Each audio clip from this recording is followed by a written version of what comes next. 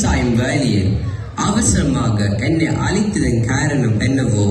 நண்பர, நாம் இருவரும் இந்த பூம்புகார் நகரின் பெருவணிகர்கள், சிறு வயதிலிருந்த உற்ற நண்பர்கள். ஆம், அதில் என்ன சந்தேகம்? நட்பு நீடிக்க வேண்டுமாயின். புரிகிறது. நட்பு நீடிக்க வேண்டுமாயின் என் மகன் கோவலனுக்கும் உன் மகள் கண்ணகிக்கும் திருமணம் செய்து வைக்க வேண்டும். அப்படித்தானே? மிக்க மகிழ்ச்சி நண்பன, மிக்க மகிழ்ச்சி.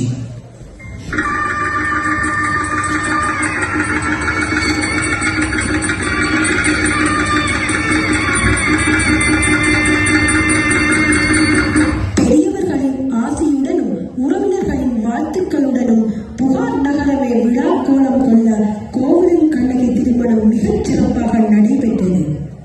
மாசரு பொண்ணு, வலம்புரி முத்து, ஆறுயிர் மருந்து, பெருங்குடி மணியன் மகளே, நமக்கு திருமணமாகி பல மாதங்கள் கடந்து விட்டன. எனது தந்தையரைப் போல நானும் வணிகம் செய்து பொருளீட்டி வர புறப்படுகின்றேன். இன்முகத்துடன் என்னை வழியனுப்பி வைப்பாயா பெண்மனையாளே? மிக்க மகிழ்ச்சி. என் விருப்பமும் அதுவே. சற்று பொறுங்கள். இந்த பணத்தை கொண்டு உங்கள் தொழிலை ஆரம்பியுங்கள்.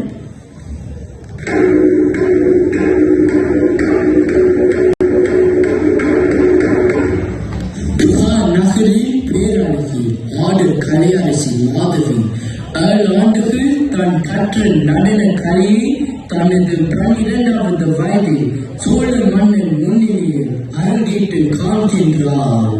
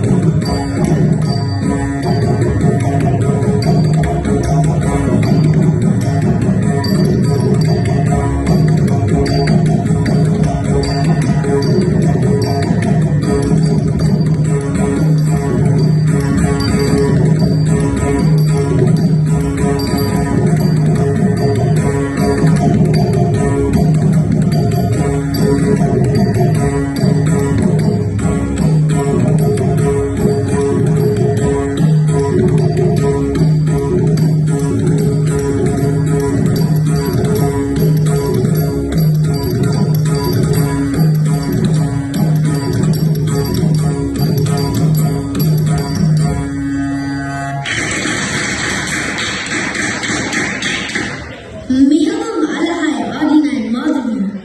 இதற்கு இணையாக என்னாலான சிறிய பரிசு. இன்று முதல் நீ தலைக்கோலாகின்றாய்.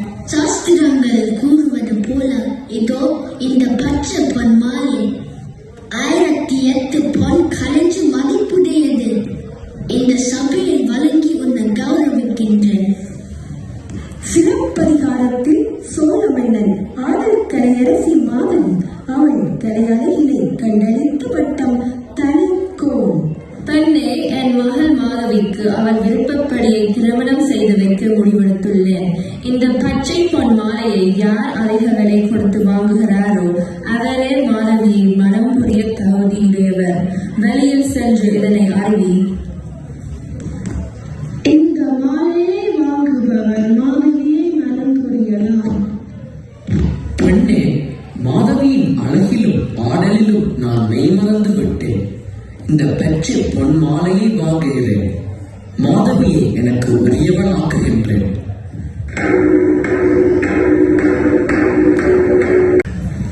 நாளை சித்திரா பௌர்ணமி. புகார் நகரில் பசி பிணி வறுமை நீங்க, செல்வ வளம் பெருக, நாடு செழிப்புற, மழை வேண்டி இந்திரனே சிறப்பிக்கும் இந்திர விழா நடைபெற உள்ளது. ஆஹா, என்ன அழகு, கொள்ளை அழகு! மாதவி, பூம்புகார் நகரமே இந்திரலோகம் போல காட்சியளிக்கிறது. ஆம், இதோ இந்த மணலில் அமர்வோம். முழு நிலாவை ரசிப்போம். ஆடி பாடி மகிழ்வோம்.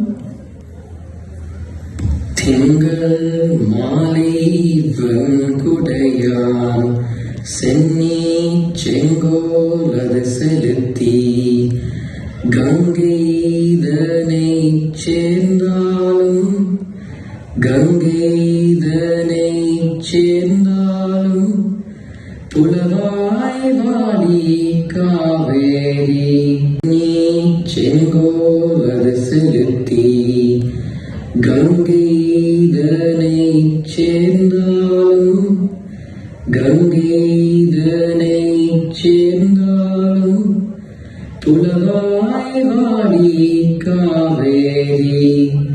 தங்கள் பாடலில் பொருள் தவறாக உள்ளது. கண்ணகியை மறந்த மாதவி, மாதவியை மறந்த வேறொருத்தியா? மாதவி யாரை கொடுங்கள். அன்றொரு பொழுதில் அந்தி வேளையில் அன்புடைய கல்வி நரவில் இருந்தான். இன்று வேலை அவன் எங்கில்லை. அங்கு சொல்லி தூது சொல்லி வர யார் உண்டு? மதிமயங்கள் பொழுதெல்லாம் வர வேண்டுகட்டி வெளியென விழிப்பதுதான் நிலையோ? நிறுத்து உன் பாடலை. வஞ்சக எண்ணம் கொண்ட நாடக மகளிர் என்று சான்றோர் கூறியது உண்மை என்று இப்பொழுது உணர்ந்தேன். நீ என்னை உண்மையாக நேசிக்கின்றாய் என்று எண்ணினேன். ஆயுள் துணைவி கண்ணகியை மறந்தேன். அவளை கண் கலங்க விட்டு உன்னிடம் என் நாளை கழித்தேன். அது மட்டுமா, என் செல்வங்கள் அனைத்தையும் உன்னிடம் துளைத்தேன். நீ என்னிடம் பொய்வேடம் பூண்டதை உன் பாடல் உணர்த்தி விட்டது. போதும் உன் நட்பு. நான் செல்கின்றேன். இனி உன் முகத்தில் விழிக்க மாட்டேன். இல்லை இல்லை, என்னை விட்டு பிரியாதீர்கள். என்னை தவறாக எண்ணி விட்டீர்கள், தவறாக எண்ணி விட்டீர்கள். காணல் வெளிப்பாடலின் தவறான புரிதலில் மாதவியும் கோவலனும் பிரிகின்றார்கள். கண்ணகி கண்ணகி கண்ணகி கண்ணகி வந்து விட்டீர்களோ? என்ன நாளே, இது என்ன கோலம்? கண்ணகி, என்னை மன்னித்து விடு. அன்பின் மறுவடிவான உன்னை விட்டு அந்த மாதவியை நாடி எனக்கு இந்த எழிலை தேவைதான் கண்ணகி, தேவைதான்.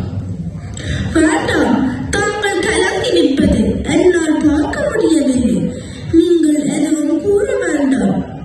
நடந்தவற்றை கட்ட கனவாக நினைத்து மறந்து விடுங்கள். ஆம் கண்ணகி, அசப்பான எண்ணங்களை மறக்க வேண்டுமாயின் நாங்கள் இந்த நகரை விட்டு வேறு நகருக்கு செல்ல வேண்டும். வா, இன்றே புறப்படுவோம். கோவலனும் கண்ணகியும் பூம்புகார் நகரை விட்டு மதுரை மாநகரை நோக்கி செல்கின்றார்கள். அப்போது வழியில், வணக்கம் அம்மா. கண்ணகி, இது கவந்தியடிகள். வணக்கம் மக்கள்.